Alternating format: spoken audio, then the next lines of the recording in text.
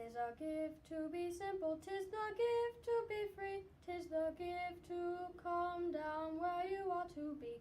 And when you find yourself in the place just right, 'twill be in the valley of love and delight.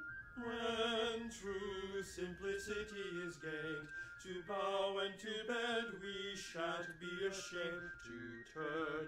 Turn will be our delight, till by turning we come round right.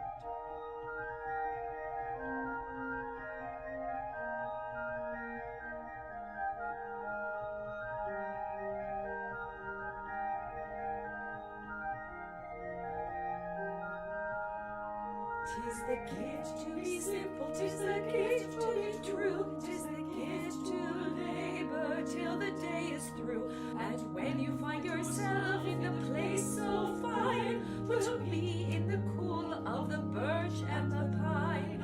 When true simplicity is gained, to bow and to bend we shan't be ashamed to turn. Turn will be our delight, till by turning we come round right.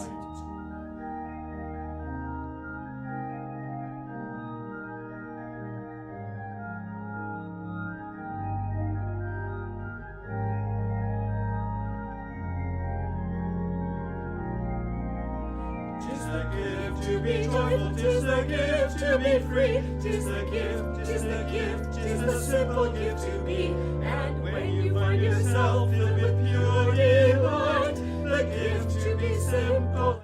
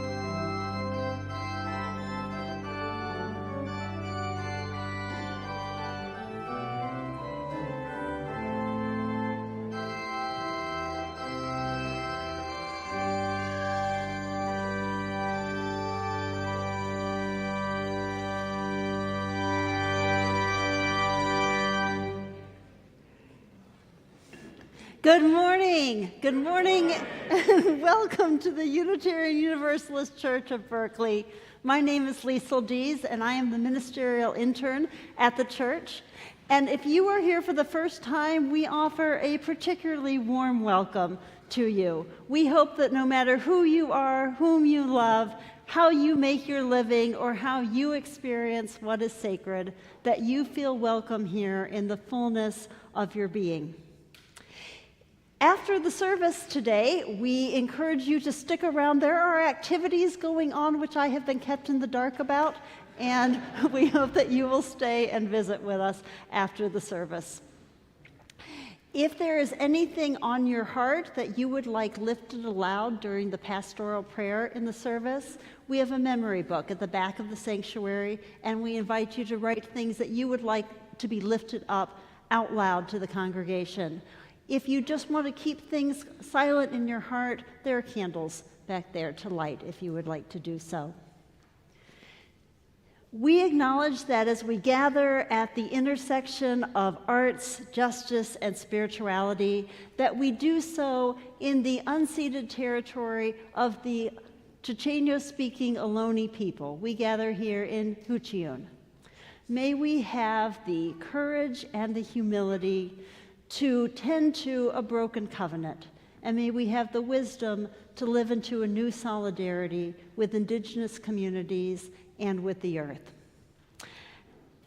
And with all that, we are in our last sermon, our last Sunday, in a series on reclaiming and reimagining religion. And today's theme is being both spiritual and religious, and what that means. So before we sing our opening hymn, would you rise in body or spirit and turn and wave to the red light at the back of the sanctuary? For those who are on Facebook or on YouTube, we are so glad that you all are here with us today as well, and we bid you a warm welcome. And would you turn and greet your neighbor before we sing?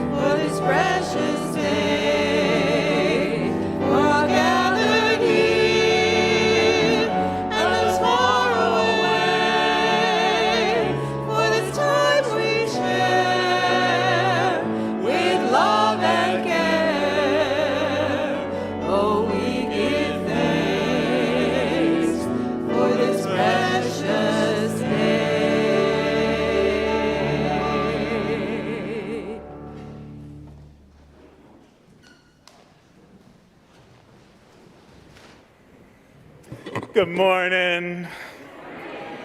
So good to be with you. If you don't know me, I'm Reverend Marcus Liefert, minister for this congregation, and I am so glad to be taking a break from my break to be with you this morning. And thank you. I'm up and standing. I'm feeling good, and I'm so glad to be with you to celebrate our ministerial intern, Liesl Dees, last Sunday with us. We are going to miss her, aren't we? This congregation has been a teaching congregation for many, many years. Some of you remember ministerial interns going back decades. And this has been a good place. Some of our finest ministers, in fact, have served their internships here, including our Unitarian Universalist Association president, Sophia Betancourt. And I just want to say, Liesl, you are up there with the finest of them.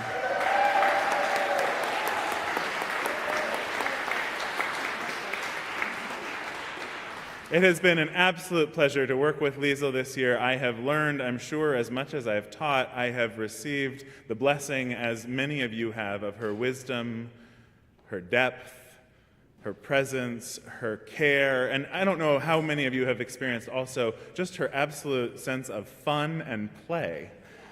Her ease, that in my year was definitely a year I could use some ease. So I've just been so grateful to get to work with her, and I know that we will send her off to do great ministry in unknown places and unknown ways, but it will be a joy to follow her from afar. And I know this won't be the last we see of her. So before I turn it over to her wonderful internship committee, who've been meeting with her all year, providing a place for her to reflect and can contemplate how her ministry functions in the setting of this congregation, I want to just also acknowledge that tomorrow is Liesl's birthday. So we send her off with happy birthday as well. Happy birthday, Liesl. I'm going to invite Andrew to come up and read some words while we light our chalice. Thank you. We gather to worship. We gather to find the mystery within us, reaching out to the mystery beyond. We light this chalice in community, committed to nurturing wonder in what we cannot see or describe, committed to transforming ourselves in the world through love. We gather to seek, to sustain, and to share.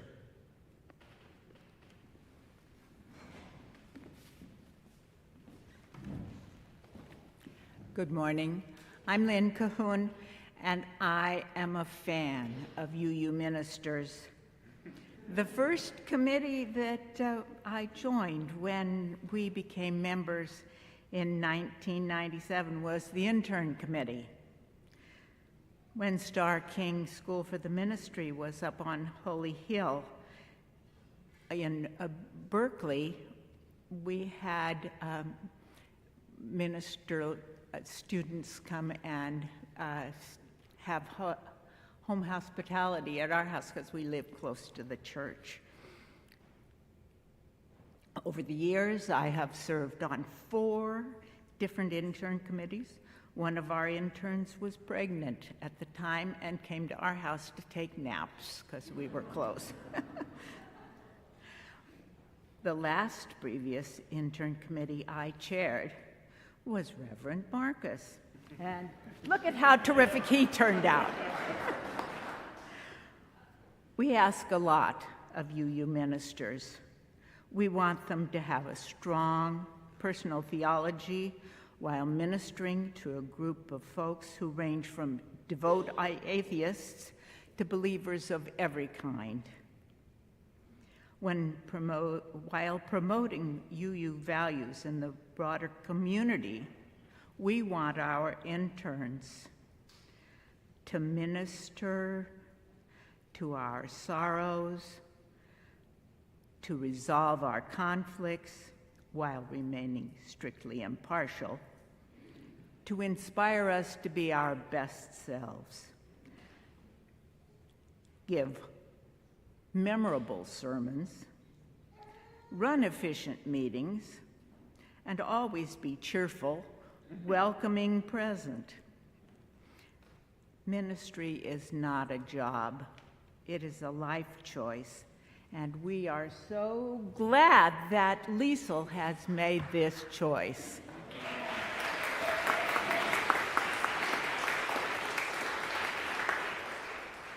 This year, I've had the privilege of chairing the Intern Committee. I've never seen a more dedicated, hardworking, organized, poised intern. Liesl stepped in with very little notice when Marcus was injured, and she even took a turn as a TV news star. I have been lucky to work with a wonderful team.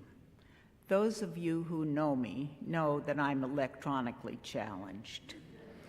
Andrew and Melissa provided faithful tech support. Melissa then carefully compiled our final report to the Ministerial Fellowship Committee. Randall gathered congregational reflection for our reports. You remember his listening ears. Victoria has kept us all on track and helped coordinate this service. And all I had to do was feed him a little cake.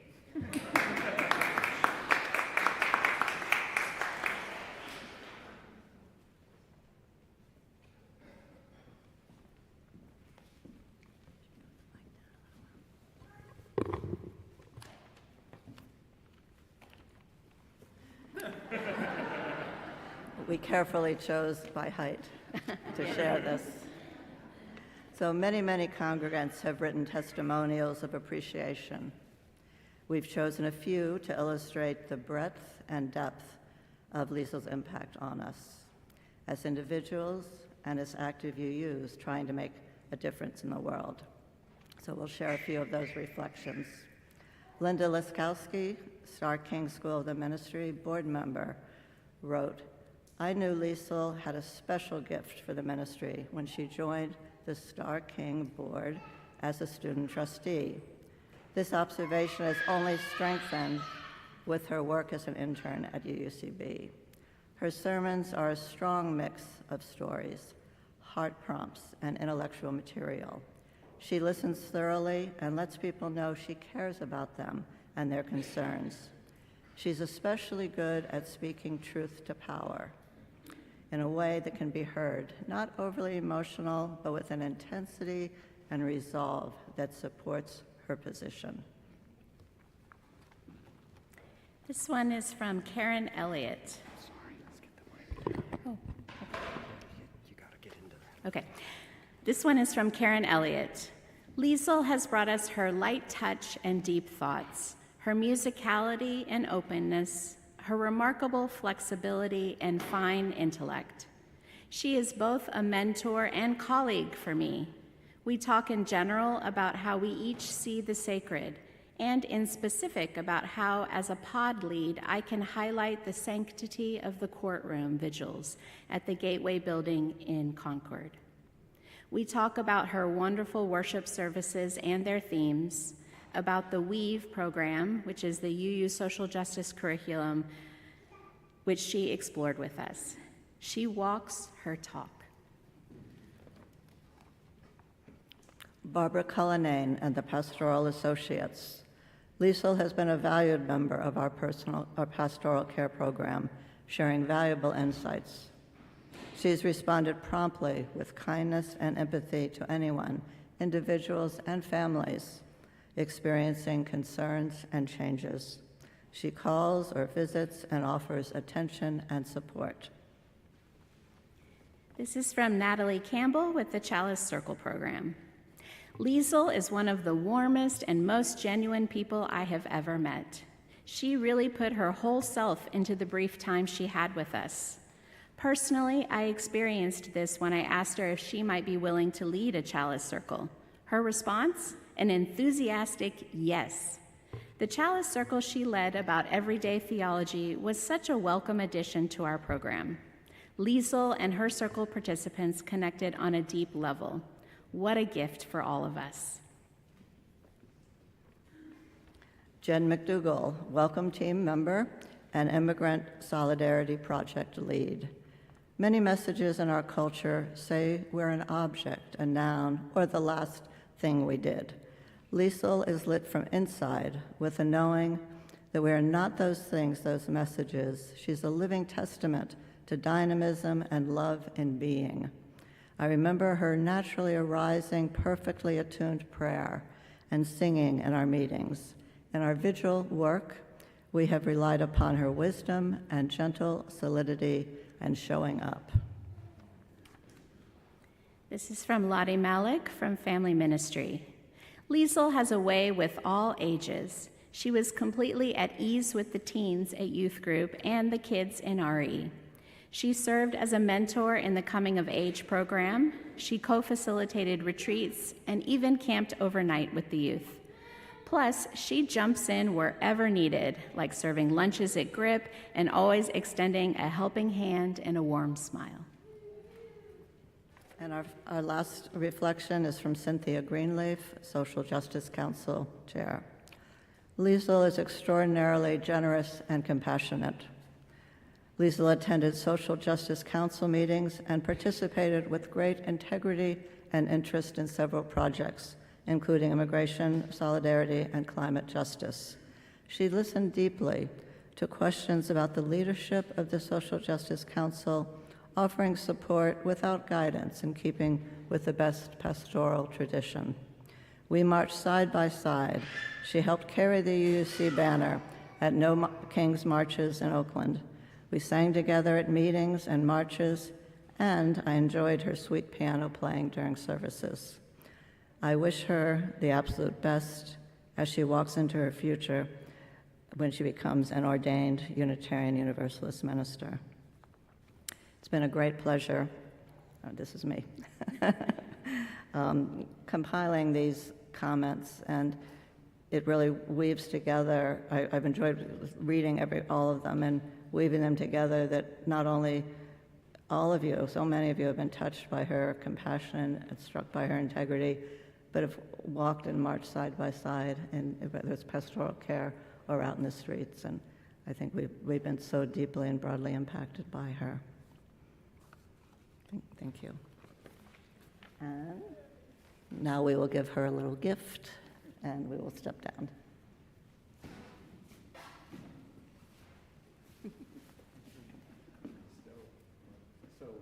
Such a pleasure. Thank you.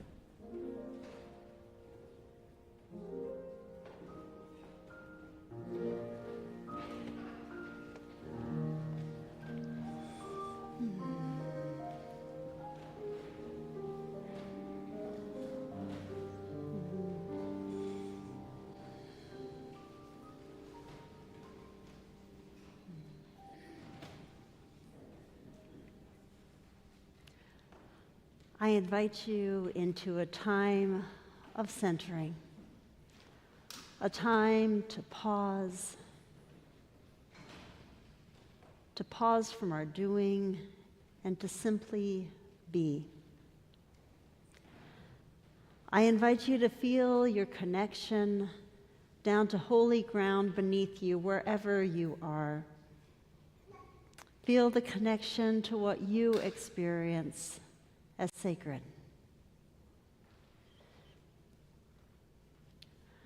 What does deep spirituality feel like to you? Asks the Reverend Peter Morales. Spirituality is not an idea, he says. It is an experience. It feels like connection. Connection to myself, to others around me, to the earth, and to all of creation. I find connections with my deepest self in times of solitary practice and reflection, and I find connection with others in community, in worship. May we breathe in and out, deep and slow. As we rest in stillness, may we connect, really connect. After silence, Katya's going to offer singing bowls this morning, and I invite you to find what connects for you, to feel the resonance of being together deep inside.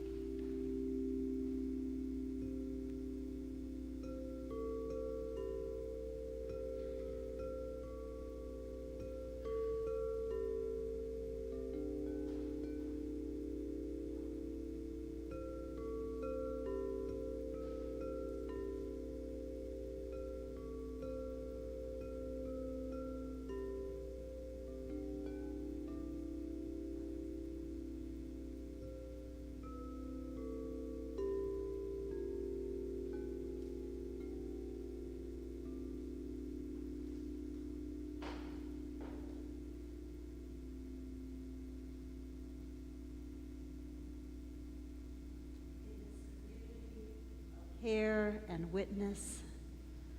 We hold one another through all that happens in our lives.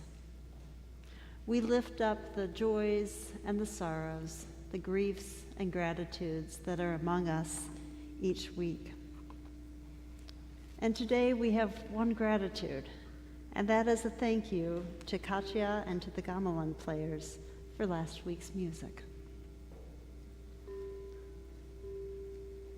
For what we have named aloud, and for all that yet remains in the silent sanctuaries of our hearts.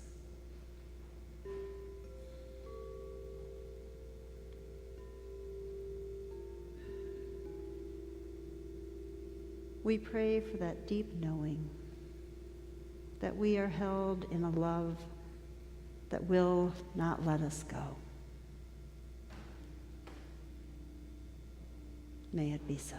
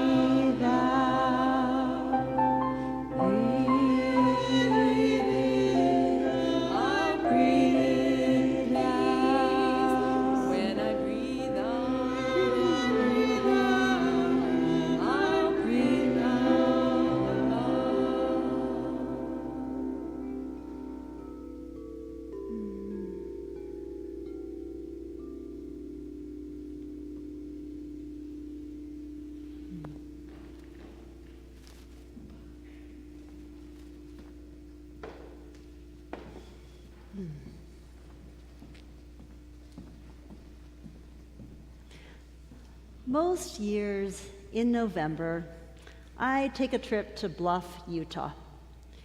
I drive for about 2 hours from my home in Farmington, New Mexico, to the small town of about 244 people that is a gateway for the Bears Ears National Monument.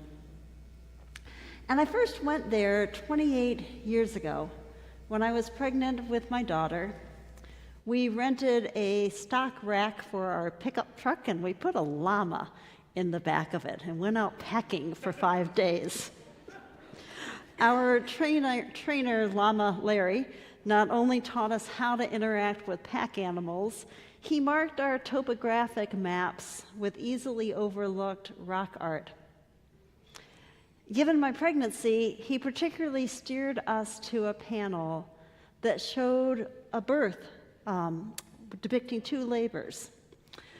There was one breech with feet first coming out of the figure, and the other with a baby coming out head first. And I remember pausing before that panel and feeling the power of life in my body, knowing that I was entering a long lineage of bringing life into the world, in this particular corner of the world, a place of rocks and trees, a place of life growing in unexpected ways, from clumps of biological crust, from springs that are deep in the earth. And I felt connected to a power of life larger than my own existence. And feeling that power is not only what has kept me going back to Bluff for over 25 years, it is also why I come to church. It is why I think of myself as both spiritual and religious. And I wonder what those terms mean for you. I wonder how we can embrace what both of these mean, because I know there are some of you for whom claiming a sense of being spiritual is not comfortable, and for some of you for whom being religious feels like a stretch. I used to say that I was a member of the Church of the Big Blue Dome. My religious experiences came in the pew of a canoe, in the front seat usually. And later I had those kind of experiences on hiking trails or on my paddleboard or maybe on my cross-country skis. I have found the natural world to give me many meaningful experiences of spirituality. And my trip to Bluff reminds me that what I want to cultivate in my life is experiences of both spirituality and organized religion. You see, in this religious community, we give different names to that which is larger than ourselves: the divine, the universe, the sacred, or God. We gather here for a deeper experience of what is holy, however we define it. We may be a little uncomfortable. I know some of you are uncomfortable with the term worship, and I was for many years. I learned that it comes from an Old English word, worthship. When we worship, we honor what we believe has worth.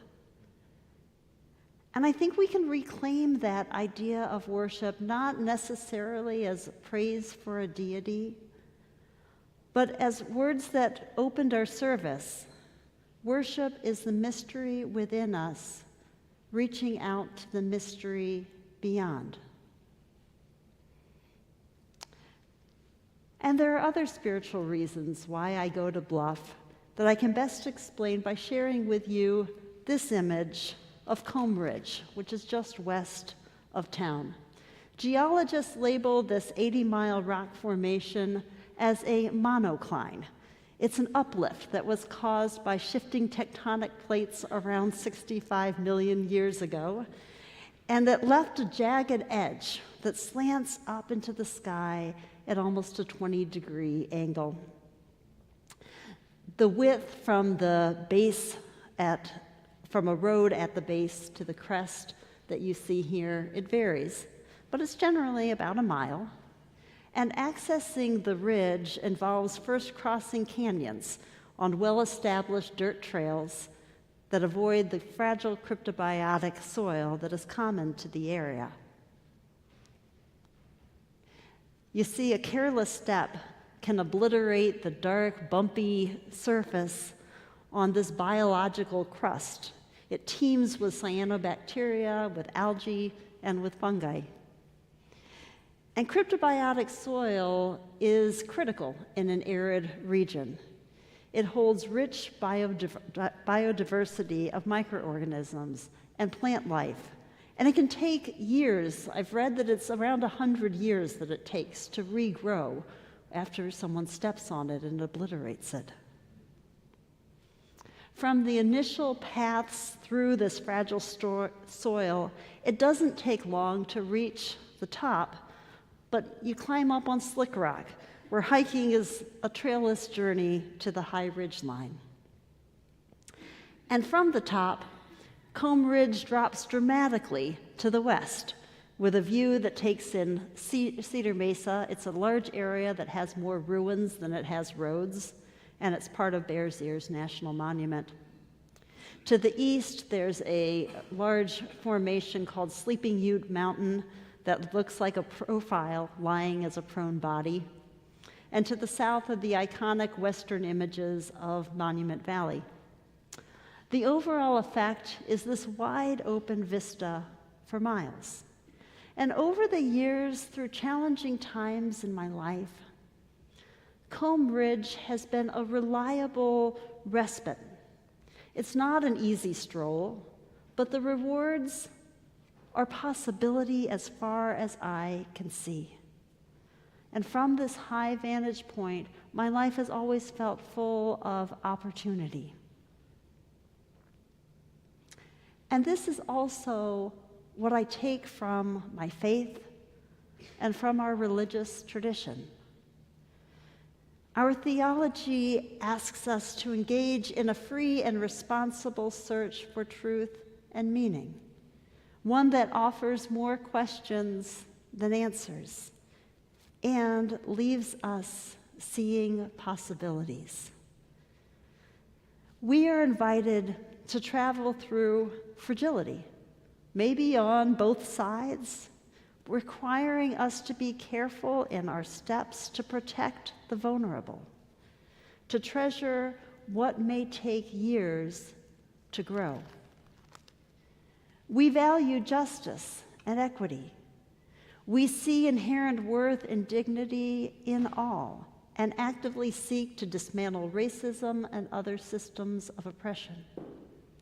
And as we climb our metaphorical ridges, our living tradition invites us to create our own trails, to recognize that there is no one path to the top, to where our vistas and our hearts are wide and open. Now, I haven't mentioned why I particularly go in November to Bluff. You see, the second weekend of November is a friend's birthday. We started this, it seems quaint to say it now, for a 50th birthday. We called it Operation Old Fart, but it turned into Bluffapalooza as our annual gathering. And every year there's a core group of about 10 of us who show up, and new people come every year, sometimes just 1 year, and sometimes they join us for years to come. And I have hiked and camped and backpacked around Bluff many times by myself, with my children, with friends. But this weekend, it's special. I might even call it for myself sacred. Because the returning friends know all of our well-established rituals, how we do our potlucks, our domino games, the extreme bocce games that we play around trees and rocks.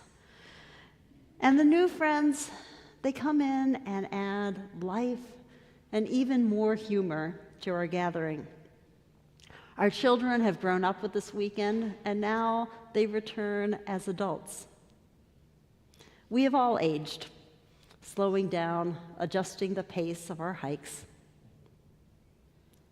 And like my gathering of dear friends, this religious community is one of choice. Some of us have been here for many years, some coming just once or twice, some finding something that they commit to for years to come. And in this congregation, we are more than a gathering of friends. We join as a beloved community to hold space for change and for rituals that bind us together. We bring our joys, our concerns, and our hearts.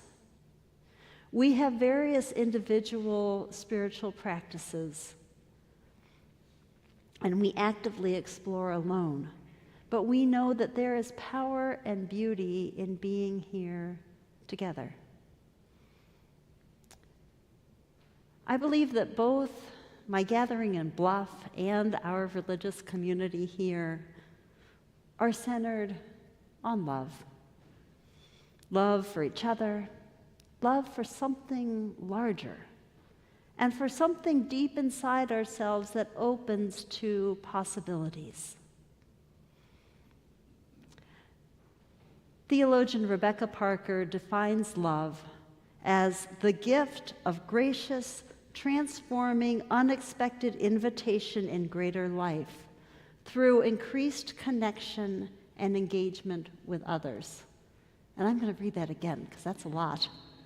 The gift of gracious, transforming, unexpected invitation in greater life through increased connection and engagement with others.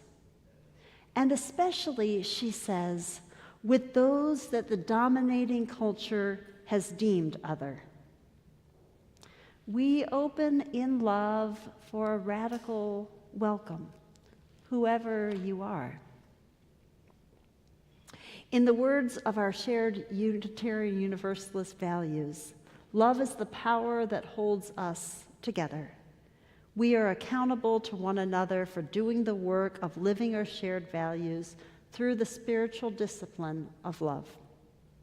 And I appeal to that love because I feel it deep within my body. I know that I go to Bluff and that we are here for something larger, for possibility, and to be together as beloved community. I began by describing Bluff with petroglyphs that depicted pregnant bodies.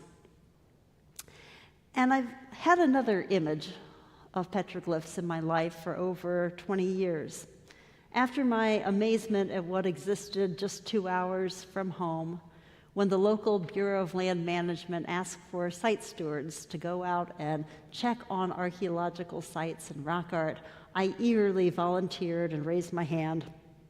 And so for many years I have monitored rock art and archaeological locations closer to home. I was assigned this site, known as Pregnant Basket Maker, around 20-ish years ago, and it dates from somewhere around 1,000 years ago. The petroglyph has those two figures connecting their hands, one with a small figure in a belly. And I have gone to this rock art for 20-something years and have felt that power of the holy closer to home. I go out here again and again to check in on the rock art to see if the images are still okay. There are some bullet holes there. They've been there for years. I have one photograph that I don't know when it was taken, but it shows the image without the bullet hole that's between their hands. But the damage occurred long ago.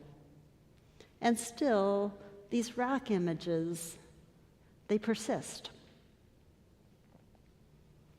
And so do we. We persist as individuals and as a religious community. Some of us are less comfortable claiming the description of spiritual. Others, less comfortable considering ourselves religious. I believe that we have the opportunity to be both. I invite you to find the sacred close to home, in your midst, and to revisit what is holy for you again and again. Together, may we engage in rituals that show us what we consider to be of worth. May we endure. May we leave our mark of what we believe is of lasting worth in our community and in our world as we center love and build beloved community. May we make it so.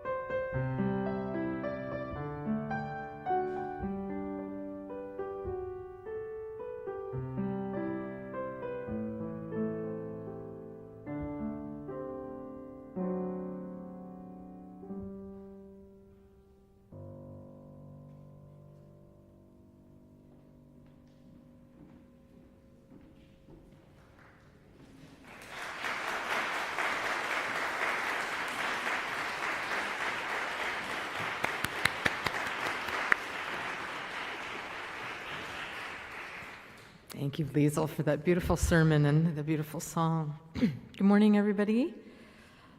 My name is Kristen Jensen, and I'm a member of your Board of Trustees. In our covenantal community, we share the responsibility for pursuing our mission by giving generously of our time, talent, and treasure. I invite you to support the work of our church through a financial contribution. Each week, half of our offering is shared with the nonprofit Good Neighbor organization, and the Good Neighbor for this month is the MLK Junior Freedom Center. The mission of the center is to advance youth and family civic engagement, ethical leadership, and economic and educational equity. They aim to create change through personal transformation and direct action in the most vulnerable high-poverty communities in the East Bay and Northern California.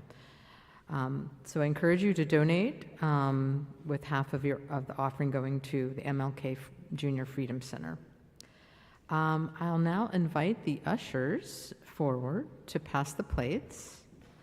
You can use your device that's in the plate to give electronically by tapping the screen to select an amount and then tapping a card or phone on the device. It's very easy to do that. If you would like your contribution recorded for a year-end giving statement, then please use the QR code on your badge, or you can put a cash or check donation into the donation envelope that you'll find in front of you in the back of the pew, and then placing that envelope in the offering plate. Thank you for giving generously as you are able.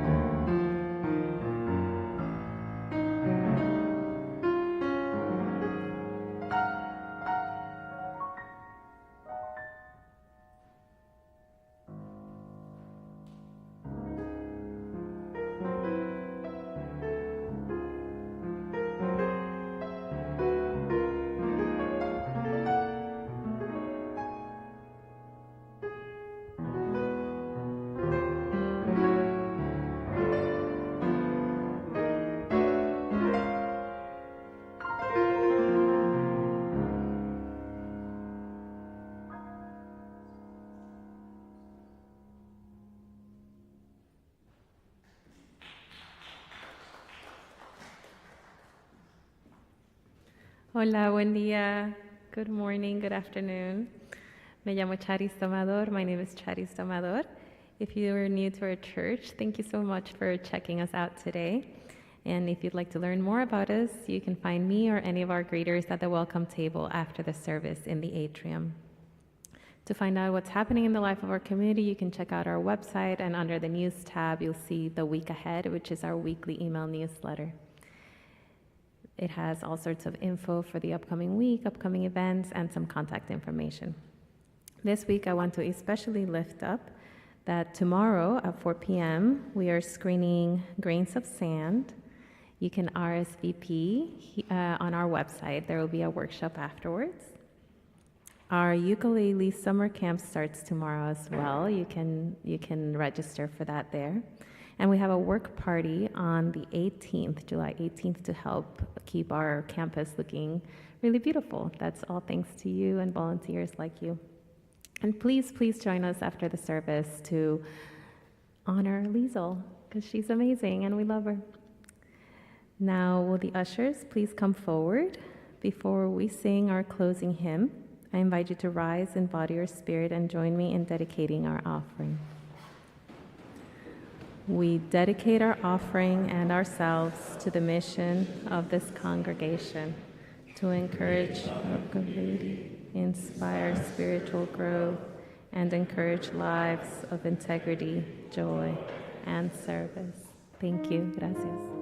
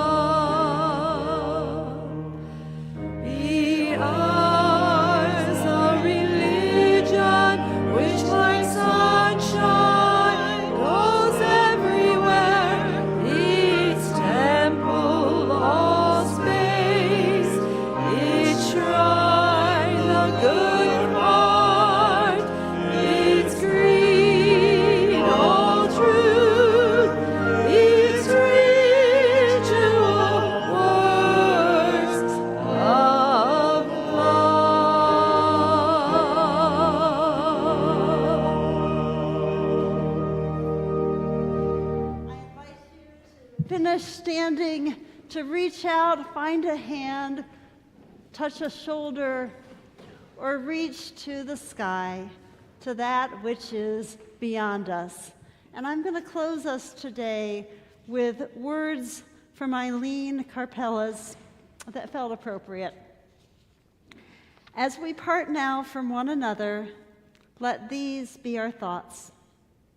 If that which is most holy lies within the human person, and if the greatest power in the world shines flickering and uncertain from each individual heart, then it is easy to see the value of human associations dedicated to nurturing that light: the friends, the family, the religious community.